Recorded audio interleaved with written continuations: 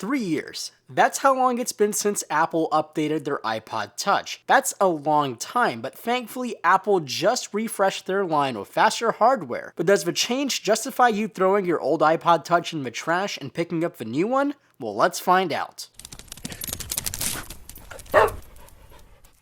If you are hoping for physical changes to any of the iPod's dimensions, well, keep hoping, probably for another 3 years. The iPod Touch remains at its now stubbornly small 4 inches. Apple is probably sitting on a boatload of iPhone 5 and 5S panels, so yeah, you're probably going to see this for a little bit longer. The only physical changes one can see is the removal of this little silver button thing that lived on the iPod Touch 5th generation, which was for the loop. Other than that, the dimensions and the weight are rather identical. The real changes are found on the inside, starting off with its processor and RAM bump. The 5th generation Touch came equipped with an Apple A5 processor, the same chip found on the original iPad mini. It is a 1 GHz dual-core processor and only came with 512 MB of RAM. The new Touch is much faster. Apple has implanted an Apple A8 processor from their iPhone 6, but has also cut off a 0.3 of a gigahertz off their processor clock speed. It also has the M8 Motion coprocessor. So in total, it's a 1.1 GHz dual-core processor and has a full gigabyte of RAM. Plus, it's built on Apple's latest 64-bit architecture and has the ability to utilize metal for gaming. The camera has also been updated as well. The old iPod Touch came equipped with a 5-megapixel camera with an f2.4 aperture rating, while the new Touch houses an 8-megapixel camera with an aperture of f2.4. It's essentially the same camera module from the iPhone 5S. Again, not Apple's best and latest camera, but definitely an update from the previous generation Touch. Now, all of these changes results in a pretty significant change of character between these two iPods, probably the biggest gap between two sequential generations of products I've seen. But keep in mind, while it's only one generation that keeps these two apart, it's 3 years of time that has spanned. This is all proven by Geekbench 3, where the iPod Touch 6th generation obliterates the 5th generation Touch. It's not even a competition between single or multi-core scores. And the new iPod Touch feels that much faster as well. Just by going through the home screens and settings,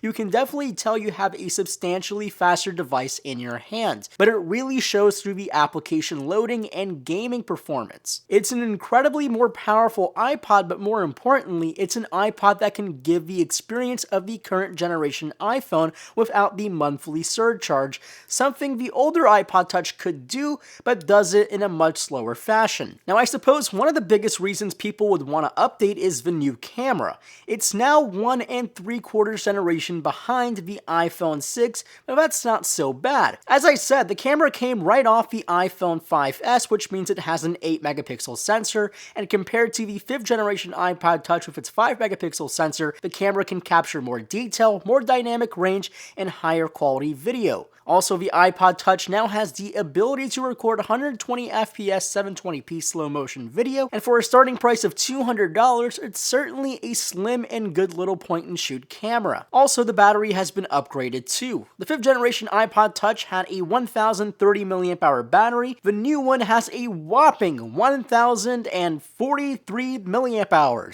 a whole 13 mAh up from the iPod Touch 5th generation. Not sure what this really equates to in real world time. Perhaps you'll be able to make it an extra 15 minutes or so. Now, I also want to talk about the iPod Touch and things it did not receive on this latest generation. First one being is Touch ID. Now, I know you want it on here, but does it really make any sense for a device that doesn't support Apple Pay due to its Wi-Fi only connectivity? And also, the age of most of the iPod Touch users are below the age of 18. Secondly, a larger screen. Now, this I can definitely agree with you, but part of this iPod thing is portability, and this 4-inch size is really, well, hand-friendly. So here we are. You're probably trying to decide whether or not to buy the new iPod Touch.